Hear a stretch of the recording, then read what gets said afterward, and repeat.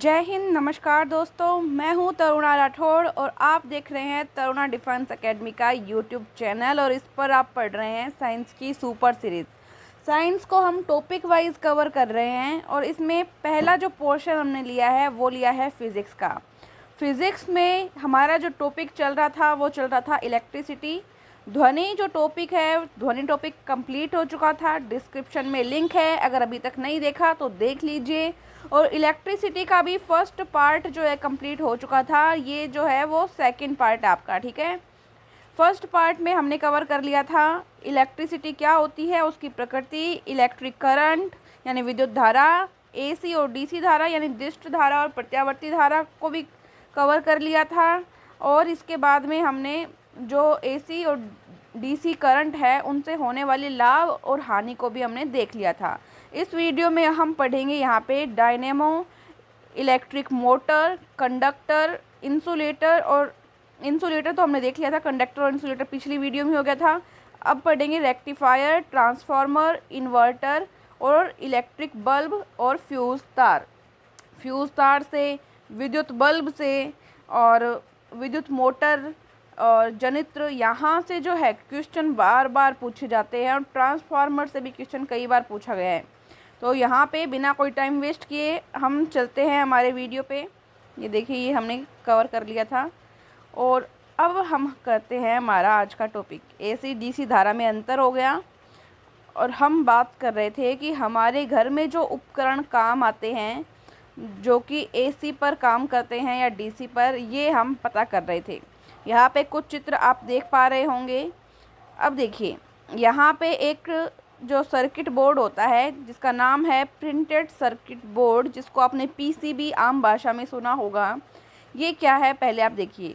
जो device PCB यानी कि प्रिंटेड सर्किट बोर्ड पर काम करते हैं या उससे कनेक्ट रहते हैं, वह डिवाइस डीसी पर ऑपरेट होता है यानी कि डायरेक्ट करंट पर ऑपरेट होता है। और बाकी जो डिवाइस होते हैं वो एसी करंट पर यानी कि प्रत्यावर्ती धारा पर कनेक्ट होते हैं। जो जो डिवाइस पीसीबी पर काम करेगा वो तो किस पर होगा, डीसी पर यानी कि दिष्ट धारा पर। किस पर, दिष्ट धारा पर। और जो पीसीबी पर वर्क नहीं करता वो एसी धारा जो है उस पर वर्क करता है, ठीक है। ये आप समझ गए होंगे। नेक्स्ट देखिए पीसीबी के बारे में थोड़ा सा। पीसीबी क्या कंटेंट करता है, क्या कंटेंट करता है ये हम देखेंगे। तो देखिए, इसके अंदर होता है एक क्रिस्टल, ट्रांजिस्टर, कैपेसिटर और रजिस्टर। ये पीसीबी के अंदर होते हैं। यह सब चीज़ पीसीबी कंटेंट करता है। तो जिस उपकरण में पीसीबी का उपयोग हो रहा है वह डीसी पर ऑपरेट होता है यानी डायरेक्ट करंट पर ऑपरेट होता है। अब बात आती है कि घर में इनपुट तो एसी का है, मतलब एसी आती है घर में, फिर भी डीसी में कैसे ये उपकरण ऑपरेट हो सकते हैं। तो देखिए क्या होता है, यहाँ पर एक डिवाइस यूज़ होती है, वो होता है रेक्टिफायर। क्या नाम होता है, रेक्टिफायर। ये क्वेश्चन बहुत ज़्यादा इम्पोर्टेंट है कि रेक्टिफायर जो होता है वो एसी को लेकर उसे डीसी में कन्वर्ट कर देता है, मतलब प्रत्यावर्ती धारा को दिष्ट धारा में बदल देता है। प्रत्यावर्ती धारा को कौन सी धारा में बदल देता है, दिष्ट धारा में बदल देता है। कौन, रेक्टिफायर। बहुत बार एग्ज़ाम में पूछा गया है, आपको याद रखना है अच्छे से, ठीक है।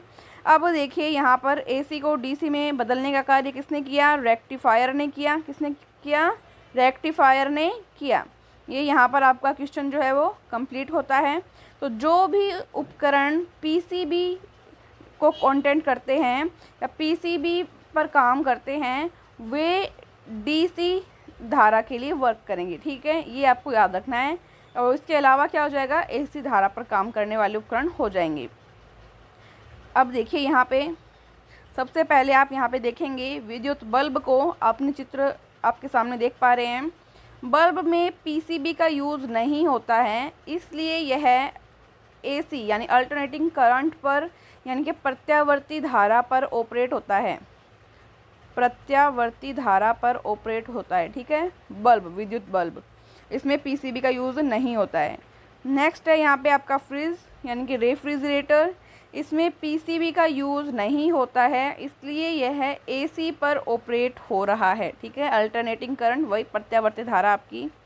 नेक्स्ट है लैपटॉप। लैपटॉप में पीसीबी का यूज़ हो रहा है, तो लैपटॉप का जो चार्जर है वह एसी को डीसी में कन्वर्ट कर देता है और यह डीसी पर ऑपरेट होता है। ये जो चार्जर वगैरह हैं इनकी बात हम पहले भी कर चुके हैं। ये एसी धारा को डीसी में कन्वर्ट कर देते हैं और फिर जब हम ये चार्ज कर लेते हैं लैपटॉप वगैरह हमारे, तो ये डीसी पर ऑपरेट होते हैं।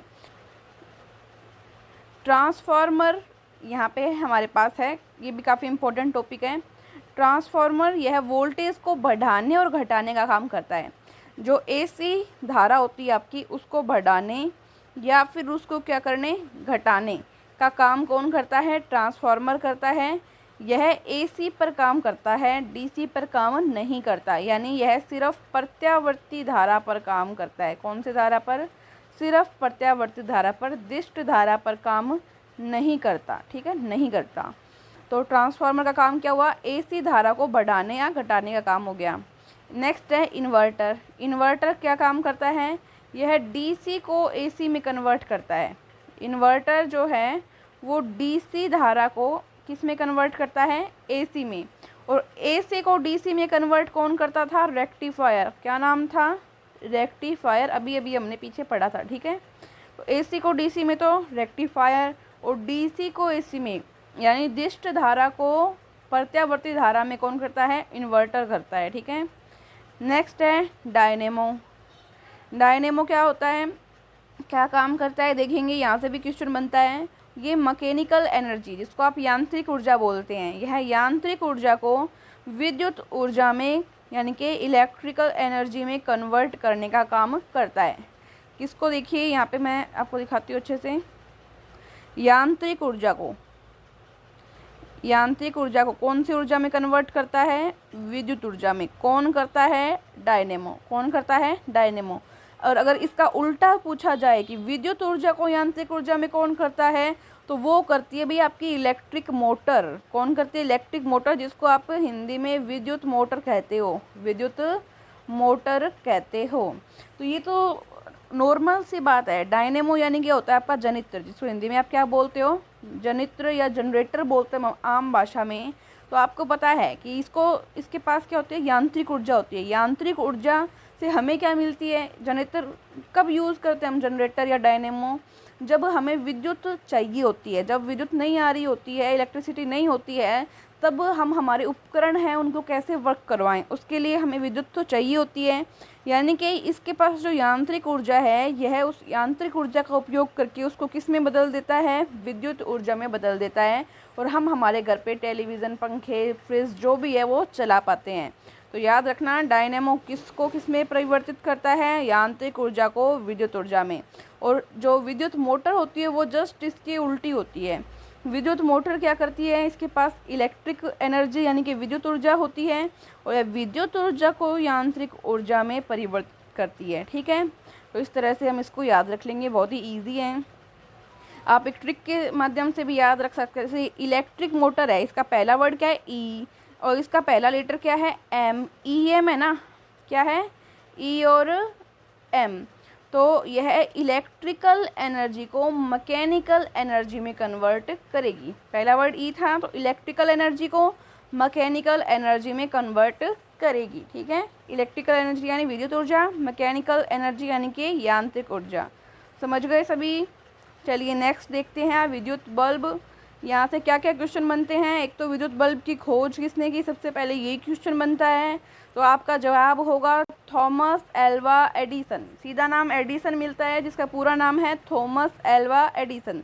तो एडिसन ने किसकी खोज की, विद्युत बल्ब की, यानी कि इलेक्ट्रिक बल्ब की खोज की। तो ये हो गया हमारा। इसके बाद में देखते हैं नेक्स्ट हमारा क्या है, बल्ब के अंदर का फिलामेंट किसका बना होता है। बार बार क्वेश्चन आया है, आप सभी को पता है, टंगस्टन का बना होता है। विद्युत बल्ब का फिलामेंट किसका बना होता है, टंगस्टन का बना होता है। क्यों, क्योंकि टंगस्टन का गलनांक बहुत ज़्यादा होता है और ये जल्दी से गलता नहीं है, पिघलता नहीं है। ठीक है, कितना होता है टंगस्टन का गलनांक, 3500 डिग्री सेल्सियस के अराउंड होता है, 3500 डिग्री सेल्सियस टंगस्टन, ठीक है। इसलिए टंगस्टन का यूज़ विद्युत बल्ब में किया जाता है। गर्मी के ताप के कारण टंगस्टन का वाष्पीकरण हो जाता है। इस वाष्पीकरण को रोकने के लिए बल्ब के अंदर ऑर्गन गैस या नाइट्रोजन गैस भर दी जाती है, क्योंकि यह ठंडी होती है और यह वो जो तार है टंगस्टन है उस टंगस्टन का वाष्पीकरण नहीं होने देती, ठीक है। तो ये क्वेश्चन भी बनता है कि विद्युत बल्ब में कौन सी गैस भरी होती है, तो ऑर्गन गैस भरी होती है, और ऑर्गन ऑप्शन में नहीं मिले तो नाइट्रोजन कर देना, और दोनों मिले तो दोनों भरी होती है, ऑर्गन और नाइट्रोजन गैस। क्यों? क्योंकि ये ठंडी होती है और टंगस्टन के वाष्पीकरण को रोकती है, ठीक है। नेक्स्ट है हमारा यहाँ पे CFL। CFL की फुल फॉर्म कई बार पूछी जाती है, कई जो विद्युत बल्ब है उसके बाद में CFL का काफ़ी यूज़ हुआ था। तो CFL की फुल फॉर्म क्या है? Compact fluorescent lamp. C for compact, F for fluorescent और L फॉर लैम्प, ठीक है, याद रख लेंगे बिल्कुल। नेक्स्ट है यहाँ पे फ्यूज़ तार। यह एक इलेक्ट्रिकल सर्किट होता है, इसके अंदर एक प्रोटेक्शन डिवाइस होता है, मतलब जब भी अगर शॉर्ट सर्किट होता है तो उससे करंट क्या होता है? बढ़ जाता है, जिससे घर के उपकरण या घर की वायरिंग के जलने के चांसेस हो जाते हैं। उन्हीं उपकरणों की सुरक्षा करने के लिए फ्यूज़ तार का उपयोग किया जाता है। आपको पता ही है, शॉर्ट सर्किट वगैरह हो जाए, उपकरण जल नहीं जाए, इसके लिए फ्यूज़ तार लगाते हैं, ताकि ये तार पिघल कर क्या हो जाए? अलग हो जाए, और जो है हमारे उपकरण वो इससे बच जाएं, जलने से बच जाएं, इसलिए फ्यूज़ तार का उपयोग होता है, ठीक है। तो ये यहाँ पे फ्यूज़ तार हमारा हो गया है, ठीक है। फ्यूज़ तार में अगर अच्छा तार पूछा जाता है, फ्यूज़ तार में तार पूछते हैं कि कौन सी धातु का तार जो है फ्यूज़ तार में उपयोग किया जाता है, तो टीन और सीसा की मिश्र धातु का जो तार है वो यूज़ किया जाता है, ठीक है। टीन और सीसा की मिश्र धातु का तार यूज़ किया जाता है, क्योंकि इसका गलनांक जो है वो कम होता है। गलनांक क्या होता है? कम होता है। तो जब बहुत ज़्यादा कोई विद्युत आपूर्ति हो जाती है या कोई शॉर्ट सर्किट हो जाता है तो ये पिघलकर अलग हो जाता है और उपकरणों को बचा लेता है, ठीक है। टीन और सीसा की मिश्र धातु। तो ये यहाँ पे हमारा हो चुका है विद्युत धारा वाला चैप्टर कंप्लीट, और इम्पोर्टेंट क्वेश्चंस जितने भी बनते थे सारे क्वेश्चंस हमने कवर कर लिए हैं। नेक्स्ट लेक्चर हमारा 11 बजे आएगा। मैथ्स वाली क्लास भी 11 बजे होती है, तो वो क्लास भी आप ज़रूर लें, अपने दोस्तों के साथ चैनल को शेयर करें। और हाँ, टेलीग्राम चैनल का लिंक डिस्क्रिप्शन में दिया हुआ है, टेलीग्राम चैनल ज़रूर ज्वाइन करें, ताकि फ्री नोट्स और प्रैक्टिस आपकी प्रॉपर होती रहे। Thank you so much. जय हिंद दोस्तों।